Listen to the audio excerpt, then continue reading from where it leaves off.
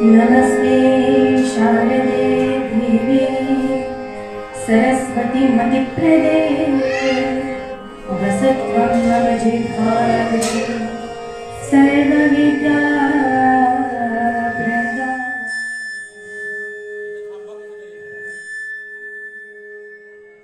गुरुर्ब्रह्मा गुरुर्विष्णु गुरुर्देवो महेश्वरः गुरुस्साक्षात् परब्रह्म तस्मै श्रीगुरवे नमः। आपदामपहर्तारं दातारं सर्वसम्पदां लोकाभिरामं श्रीरामं भूयो भूयो नमाम्यहम्। नमस्तस्मै भगवते नारदाय महात्मने कामक्रोधविहीनाय ऋषीणाप्रवराय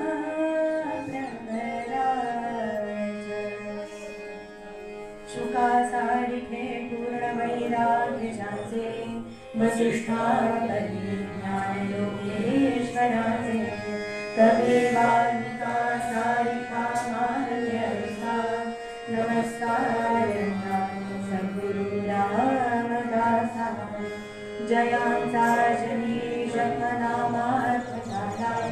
जयानी सदा वासनामार्थ केला जयांच्या मुखी सर्वदा नामकीर्ती नमस्कार ब्रह्मचैतन्य मूर्ती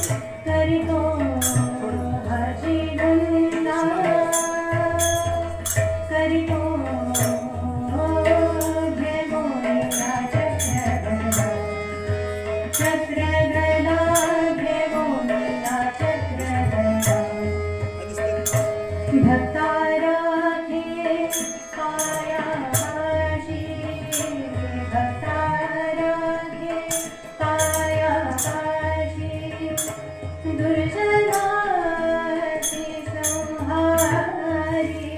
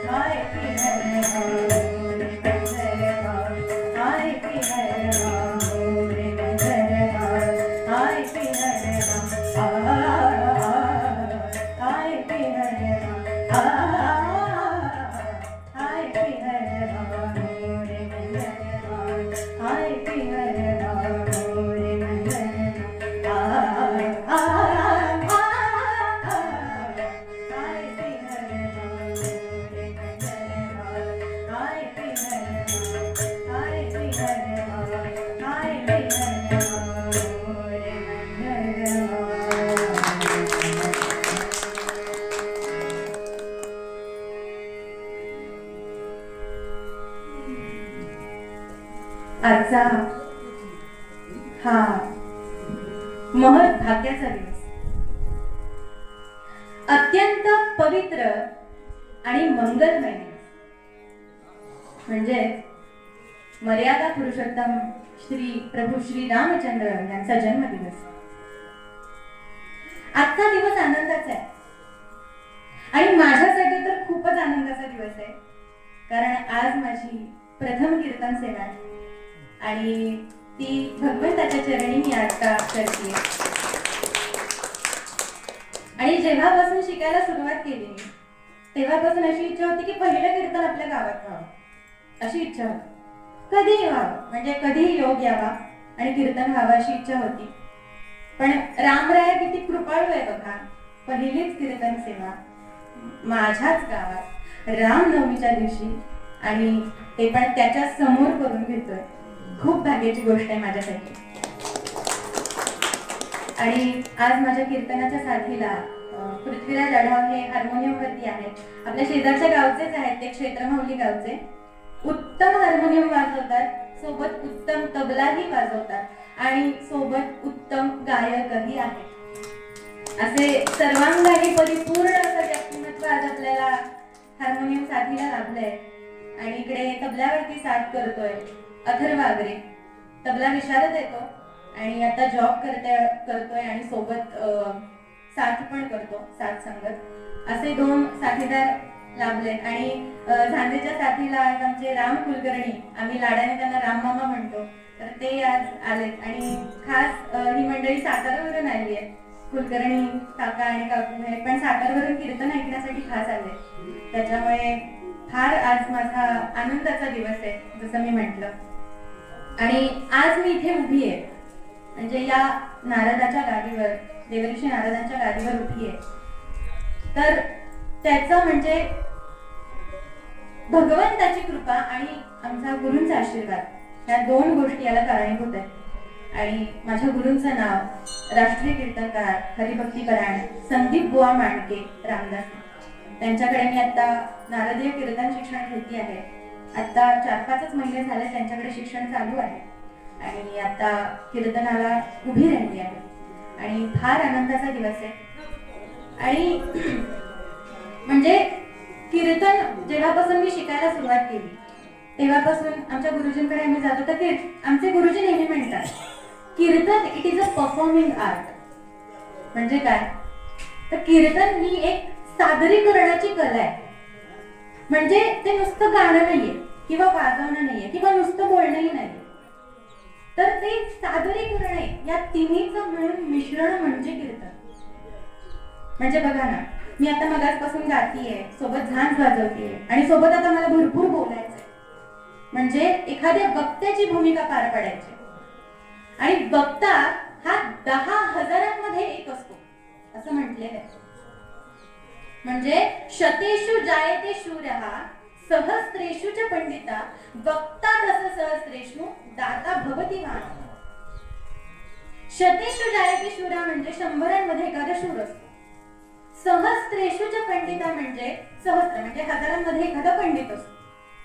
पण वक्ता दस सहस्रेषु 10,000मध्ये असतो तो वक्ता.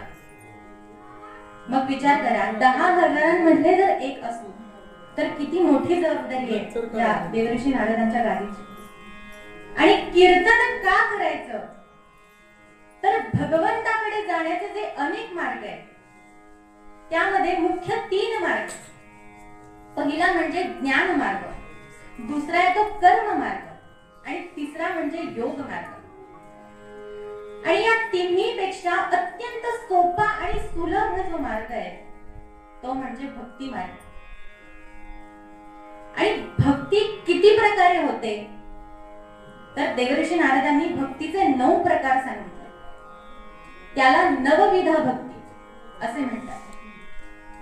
श्रवणम कीर्तनम विष्णुस्मरणम पादसेवनम अर्चनम वंदनम दास्यम सख्यम आत्मनिवेदनम या नवविधा भक्ती. श्रवणम म्हणजे ऐकणे. तुम्ही आता कीर्तन ऐकायला बसलाय ही एक परमेश्वराची भक्तीच करताय. दुसरी भक्ती आहे कीर्तन. भगवंताला कीर्तन अत्यंत प्रिय आहे. तिसरी भक्ती विष्णुस्मरण, त्याचं सतत स्मरण ठेवणे. चौथी भक्ती पादसेवन म्हणजे त्याच्या चरणाशी राहणे, त्याच्या पायाशी राहणे.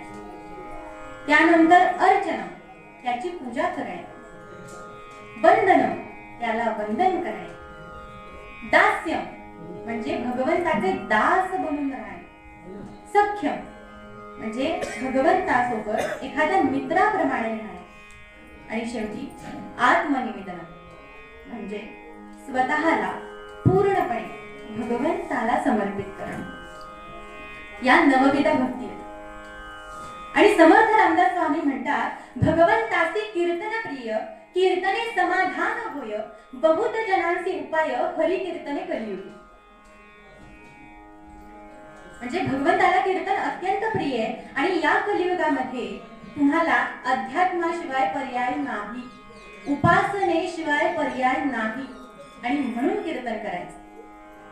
आणि आज मी इथे उभी आहे तर आज माझ्याकडून जे काही तुम्ही ऐकाल ते यात माझे काहीच नाही. एक म्हणजे प्रभू श्री रामचंद्रांचा आशीर्वाद आणि दुसरं गुरूंचा आशीर्वाद. आतापर्यंत जेवढ्या गुरूंनी मला घडवलं, त्यांच्याकडे मी शिक्षण घेतलं, त्या सर्व गुरूंचं हे श्रेय आहे. त्यामुळे रामरायाला वंदन करून, माझ्या सर्व गुरूंना नमन करून, माझ्या माता पित्यांना नमन करून आजच्या माझ्या कीर्तन सेवेस प्रारंभ करते.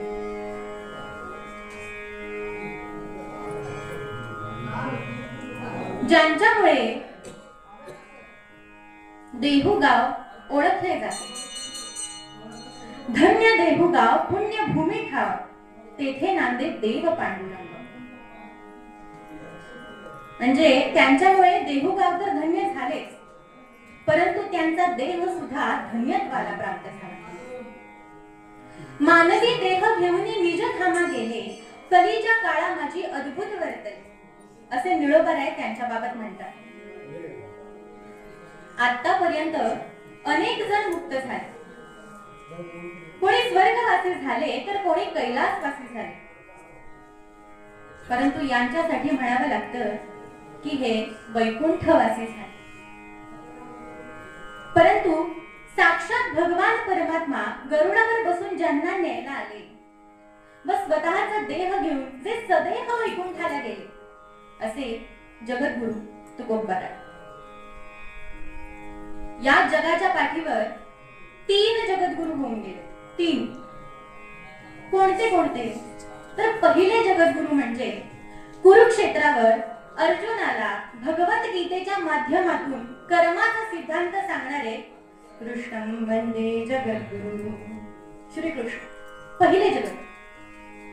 दुसरे जगद्गुरु म्हणजे जेव्हा आर्य सनातन वैदिक हिंदू धर्मावर, हिंदू संस्कृतीवर जेव्हा इतर पंथीयांचं आक्रमण झालं, त्यावेळी त्या सर्व विचारांना हिंदुस्थानाच्या बाहेर हाकलून लावणारे जगद्गुरु आद्य शंकराचार्य, ते दुसरे जगद्गुरु. आणि तिसरे जगद्गुरु म्हणजे जगद्गुरु संत तुकाराम महाराज. कविवर्य मोरोपंत तुकाराम महाराजांचा महिमा सांगताना म्हणतात, कर जोडी तो सुटाया, कर जोडी तो सुटाया, तनु रूपा ताप हे तुकारामी, की सतनु मुक्त झाला, की सतनु मुक्त झाला, योगाची सिद्धी हे तुकारामी.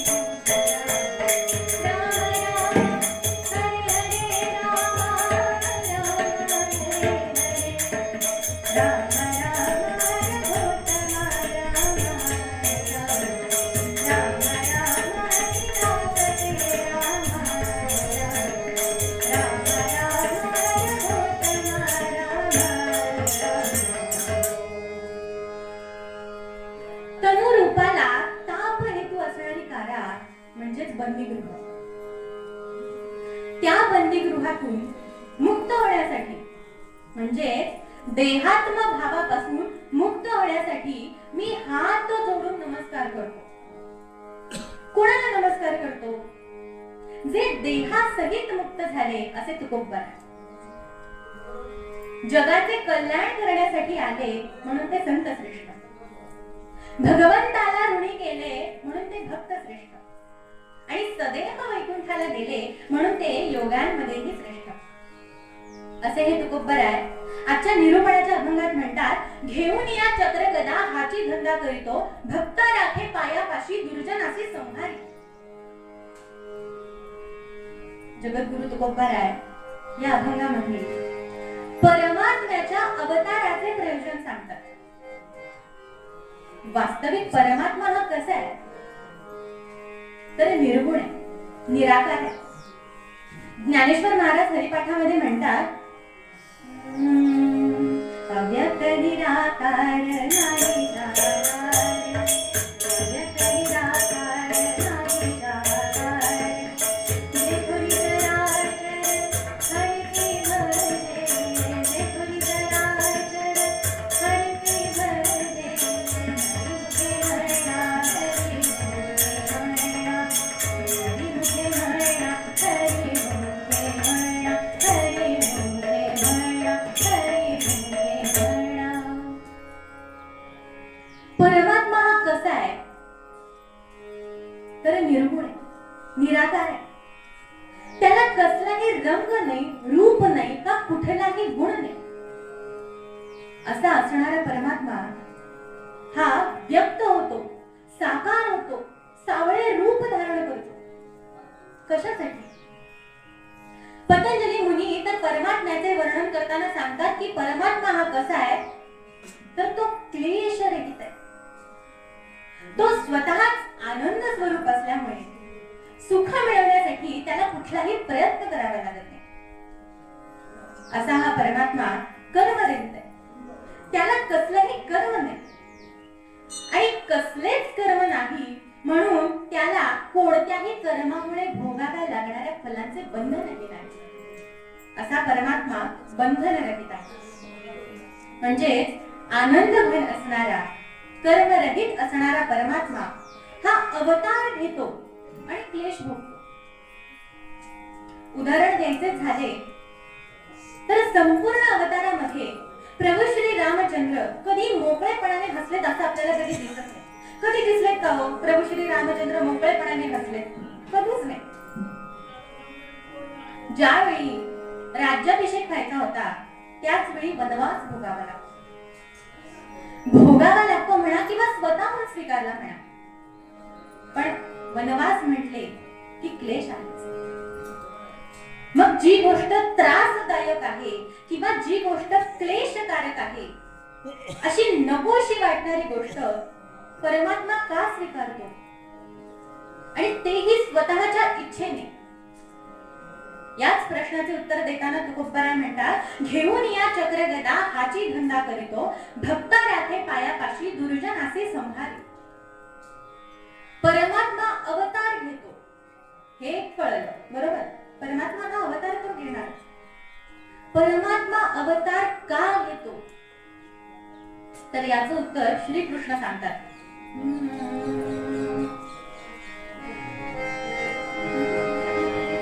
यदा यदा हि धर्मस्य ग्लानिर्भवति भारत अभ्युत्थानमधर्मस्य तदात्मानं सृजाम्यहम् परित्राणाय साधूनां विनाशाय च दुष्कृतां धर्म संस्थापनार्थाय संभवामि युगे युगे. यदा यदा हि धर्मस्य ग्लानिर्भवति भारत अभ्युत्थानमधर्मस्य तदात्मानं सृजाम्यहम्. जेव्हा जेव्हा धर्मावर संकट येतं, जेव्हा जेव्हा धर्मावर ग्लानी येते, त्यावेळी मी प्रकट होतो. परित्राणाय साधूनां विनाशाय च दुष्कृता धर्म संस्थापनार्थाय संभवामि युगे युगे. सज्जनांचे रक्षण करण्यासाठी, दुर्जनांचा नाश करण्यासाठी आणि धर्माच्या रक्षणासाठी मी युगानुयुगे अवतार घेतो. म्हणजे परमात्मा हा कशासाठी अवतार घेतो? तर आपल्या भक्तांचे रक्षण करण्यासाठी, त्यांचे परिपालन करण्यासाठी, दुष्टांच्या नाशासाठी आणि धर्माच्या रक्षणासाठी परमात्मा एक वेळानी, दोन वेळानी तर युगानुयुगे अवतार घेत असतो. मग ज्या धर्माचे रक्षण करण्यासाठी परमात्मा एवढे कष्ट घेतो, त्या धर्माचे स्वरूप काय? त्याचे नाव काय? त्याची व्याख्या काय? महाभारतात सांगितलंय, धारणा धर्म इत्याहु धर्मो धारयति प्रजाः यस्या धारण संयुक्त सधर्म इति निश्चितः.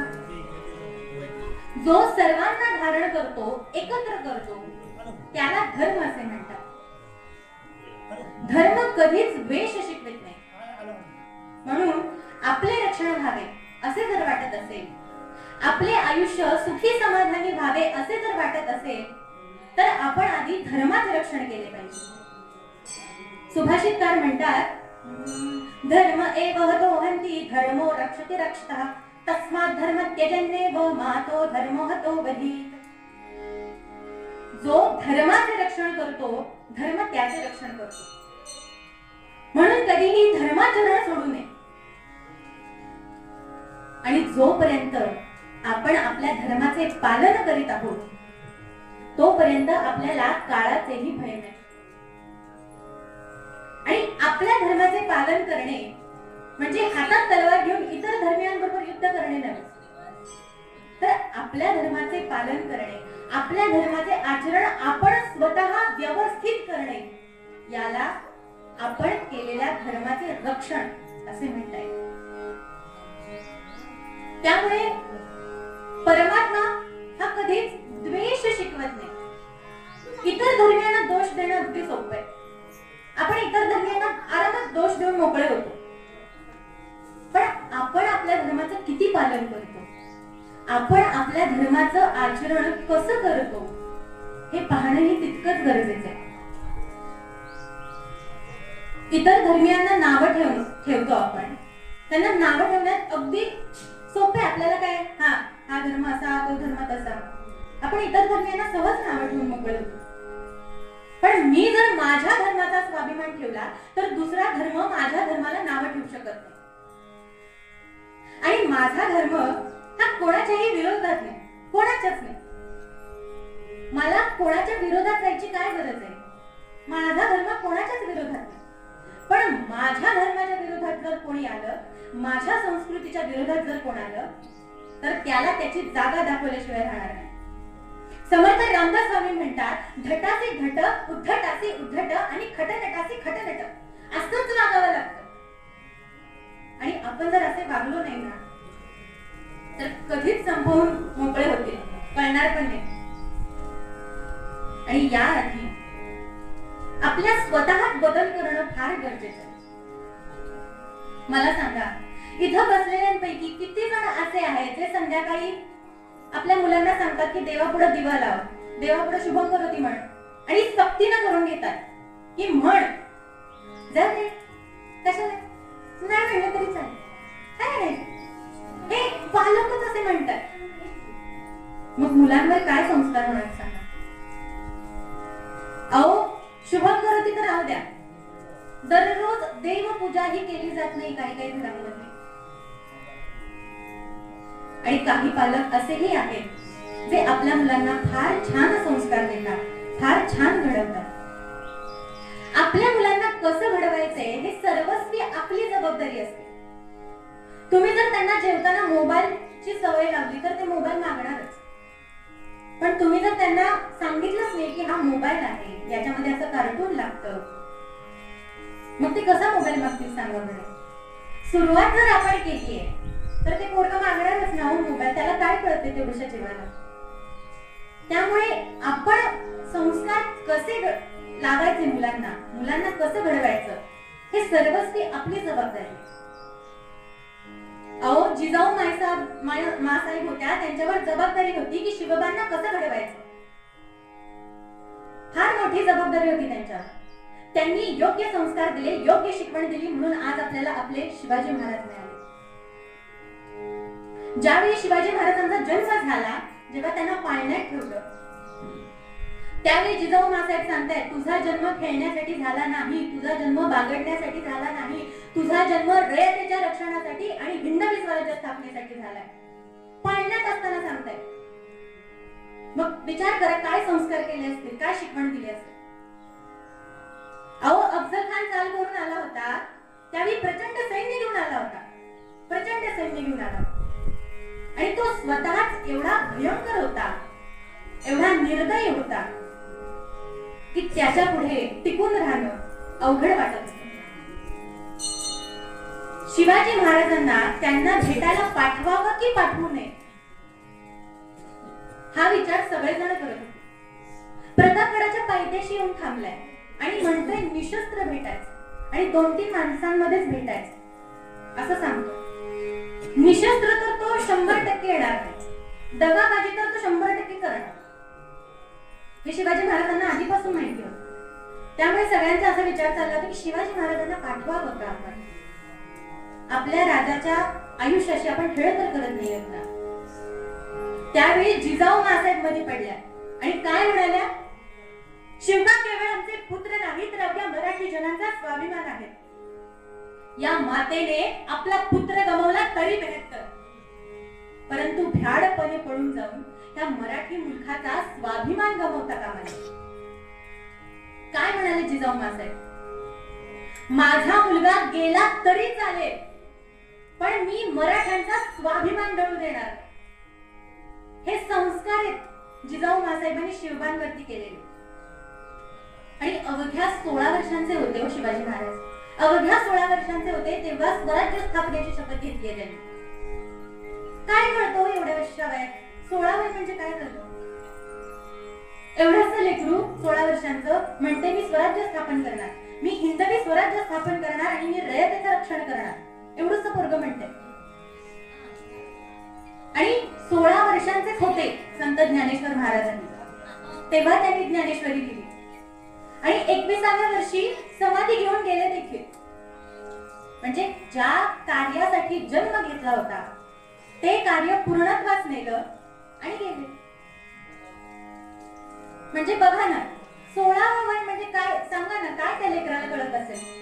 आणि तेव्हा स्वराज्य स्थापनेची शपथ घेतली, संत ज्ञानेश्वरांनी 16व्या वर्षी ज्ञानेश्वरी लिहिली.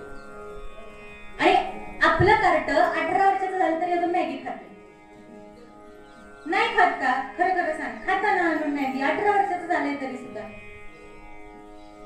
मग हा बदल आपल्या हातात आहे. म्हणजे मुलांना कसं घडवायचं हे आपल्या हातात आहे. मला श्रीराम सेवा मंडळाचं फार कौतुक करू वाटतं, कारण त्यांनी आता बाल संस्कार शिबिर चालू केलेलं आहे. बाल संस्कार शिबिर, ज्यामध्ये ते लहान मुलांना श्लोक कसे म्हणायचे, उपासना कशी करायची, पाठांतर कसं करायचं, या सगळ्याचं ज्ञान देणार आहे. आणि नुसतेच श्लोक पठण किंवा उपासना नाही, तर त्यांचा सर्वांगीण विकास कसा होईल याकडे ते कल देतात. म्हणजे एखाद्या दिवशी वक्तृत्व शिकवतील, एखाद्या दिवशी गाणं शिकवतील, एखाद्या दिवशी वादन शिकवतील, एखाद्या दिवशी लाठीकाठी प्रशिक्षण ठेवतील. म्हणजे आपला मुलगा हा सर्वांगीण त्याचा विकास कसा होईल याच्याकडे ते भर देतात. त्यामुळे इथे बसलेल्या पालकांना माझी विनंती आहे की आपल्या मुलांना आपल्याला घरात जरी नाही जमलं ना उपासनेला बसवायला किंवा नाही जमलं त्याला शुभम करोती शिकवायला, तरी तुम्ही या शिबिरांना पाठवा. या शिबिरामध्ये जर त्याला पाठवलं ना, चुकीचं आणि वाईट हे तुम्हाला एवढं तर मान्य की चुकीचं आणि वाईट तर काय होणार नाही, याच्यातून झालं तर चांगलंच होईल. त्याच्यामुळे त्यांनी खूप यशस्वीरित्या हे बाल संस्कार शिबिर चालू केलेलं आहे आणि ते असंच यशस्वीरित्या चालू राहावं अशा माझ्या शुभेच्छा आहेत त्यांना. श्रीकृष्ण म्हणतात, सहयज्ञा प्रजा सृष्ट्वा पुरोवाच प्रजापती अनेन प्रसविष्यध्वं मेषवोत्कृष्ट कामयुत. प्रजापतीने म्हणजे ब्रह्मदेवांनी या संपूर्ण सृष्टीला जन्माला घातले आणि जो मनुष्य म्हणून जन्माला आला त्याचा मनुष्य धर्म हा ठरलेला असतो. आणि जो मनुष्य म्हणून जन्माला येऊन देखील मनुष्यासारखे वागत नसेल तर तो पशु धर्माचे पालन करतोय असं म्हणावं लागेल. बरोबर ना? पण पशु धर्माचे पालन तो करतोय किंवा मनुष्याचं पालन तो करत नाहीये, तर श्रीकृष्ण सांगतायत की याचा काहीही उपयोग नाही. तुम्ही जर मनुष्य असून जर मनुष्यासारखे वागत नसाल. आणि यासाठी तुकोबराय म्हणतात, घेऊन या चक्र गदा हाची गंगा करीतो, भक्ता राखे पायापाशी दुर्जनासी संहारी. मग परमात्मा अवतार घेतो हे कळलं सगळ्यांना. परमात्मा हा का अवतार घेतो हे देखील कळलं. पण परमात्मा असे किती अवतार घेतो? किती अवतार? 1 2 3 4 5 6 10 15 20 किती घेतो हा प्रश्न पडतो ना, की परमात्मा असे किती अवतार घेतो. तर या पृथ्वीचा भार दूर करण्यासाठी भगवान विष्णूंनी 10 अवतार घेतले. मत्स्य, कूर्म, वराह, नरसिंह, वामन, परशुराम, श्रीराम, श्रीकृष्ण, बौद्ध, कल्की असे 10 अवतार आहेत. आणि यातला पहिला अवतार आहे तो म्हणजे मत्स्य अवतार. हयग्रीव नावाच्या राक्षसांनी वेद पळवले होते आणि त्याने ते समुद्राच्या तळाशी जाऊन ठेवले. आणि त्यावेळी अधर्म एवढा वाढला, अज्ञान एवढा वाढलं की भगवान विष्णूंनी मत्स्य अवतार घेतलाय आणि समुद्राच्या तळातून वेद वरती आणले आणि हयग्रीवचा अंत केलेला आहे. दुसरा अवतार आहे कूर्म अवतार. ज्यावेळी देव आणि दानव यांच्यात समुद्र मंथन चालू होतं त्यावेळी जो मंदार पर्वत होता तो त्यांच्या घर्षणाने बुडू लागला. आणि त्यावेळी भगवान विष्णूंनी कूर्म म्हणजे कासवाचं रूप घेतलं आणि त्या मंदार पर्वताच्या खाली जाऊन थांबले त्याला आधार देण्यासाठी, म्हणून कूर्म अवतार झाला. तिसरा अवतार आहे तो म्हणजे वराह अवतार. हिरण्याक्ष नावाच्या राक्षसाने पृथ्वीला पाताळात नेऊन ठेवले होते आणि भगवान विष्णूंनी वराह म्हणजे डुक्कराचं रूप घेतलेलं आहे आणि पाताळात जाऊन पृथ्वीला वरती आणलेलं आहे आणि हिरण्याक्षाचा वध केलेला आहे. चौथा अवतार आहे नरसिंह. हिरण्यकश्यपू नावाचा राक्षस होता आणि त्याचा एक मुलगा होता, त्याचं नाव प्रल्हाद. प्रल्हाद हा भगवान विष्णूंचा परमभक्त होता, परमभक्त. आणि हिरण्यकश्यपूला भगवान विष्णूंचा तिरस्कार होता. त्यामुळे त्याने स्वतःच्याच मुलाला 4-5 वेळा मारण्याचा प्रयत्न केला. आणि त्याचा अधर्म एवढा वाढला की भगवान विष्णूंना नरसिंह अवतार घेऊन त्याचा वध करावा लागला. त्यामुळे नरसिंह अवतार झालेला.